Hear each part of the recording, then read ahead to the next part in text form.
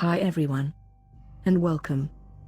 This is a video that I made while with a couple of my friends who are urbexers. And to be quite honest, I was terrified. Anyway, this is my video of an unexpected tour of an abandoned asylum, the last place I expected to find myself. And on the way home from a lovely girls' weekend away. Unfortunately, I will not be disclosing where this both beautiful yet intimidating building is located, as it needs to be protected from vandals. But a general area would be in the very south of the country. It wasn't an easy task to gain entry to the asylum, but the girls were so determined and we did get inside. We were met with a labyrinth of hallways, passages and stairwells. The asylum has been vacated since the late 1980s, so there was nothing much in the order of furnishings or the like. There was, however, multitudes of dirt, dust and dead pigeons, which I must say it did rather gross me out. Almost immediately on entering I felt an unease upon me. Whether it was because of the fact that we weren't supposed to be there, or if it were more a sadness of the souls who once passed through here, I cannot tell, but gosh. I had such a heavy feeling of despair rush through my bones. The asylum itself was built in the early 1840s. District and mental hospitals, or lunatic asylums as they were originally known, were established in Ireland in the early 19th century. By mid-century 10 such institutions were open, containing 3,000 inmates, figures that grew to 22 asylums and 16,000 inmates by the end of the century. Recent years have seen great exploration of Irish institutions of various sorts, for example Magdalene laundries and industrial schools, but less attention has been devoted to the mental hospitals or asylums. Despite what people might assume, the Catholic Church never really got into mental health care. The Church is far from blameless in many other areas, but in this instance these were entirely secular government-run institutions. So it challenges some of the received narrative of Irish history. Towards the end of the 1700s it was very clear there were mentally ill people wandering the streets, sleeping in fields, and worst of all getting locked up in prison, in various ways. An inquiry in 1817 revealed that the most common way of treating people that family members had, was that they would dig a pit in the ground of the hut or home, put the mentally ill person in there, put a grid or grill across the top and simply feed the unfortunate person in this pit. The first major asylum, the Richmond Asylum or Grange Gorman, opened in 1814. But before this, people with mental illnesses were treated at home, often in quite shocking ways due to a lack of community or government support. People with mental illness could end up living quite difficult and sadly, short lives.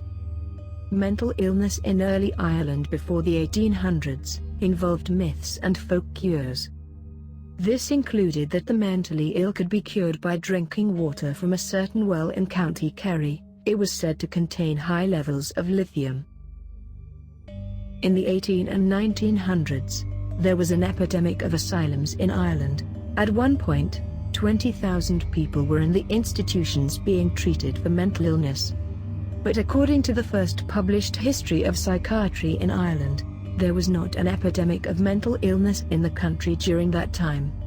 Instead, a number of social, political and other factors combined to lead to such a high number of people being admitted. The sheer number of people in the institutions meant that ill treatment was rife, and their roots in the prison system meant that some patients were left chained up for months on end. Early asylums developed from prisons. Prison workhouses would have lunatic wards or rooms or areas, and then they eventually became freestanding asylums.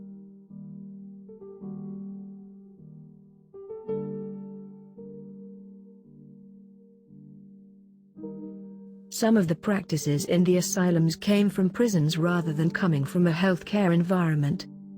This meant that some patients were chained up, while others were restrained in straitjackets. The asylum approach fitted with the newly emerging philanthropic mindset of the 1800s. The belief that those in need could be helped by charity and support.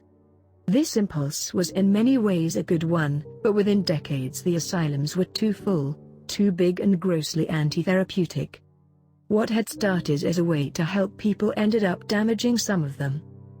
The level of poverty and the impact of the famine in Ireland meant that in the 1800s the pressure on asylum beds was extraordinary from the word go.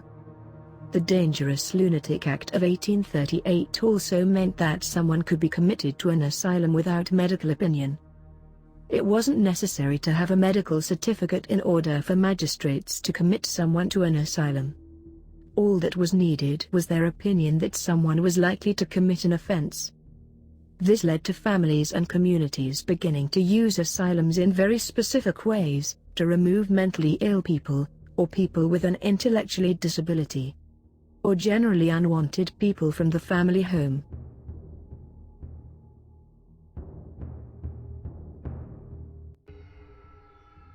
Some families even took part in wintering in, where they would drop a person into the asylum at the start of the winter, and leave them there until they needed them back on the farm during the summer. The size of the asylums grew to be a problem by the early 1900s.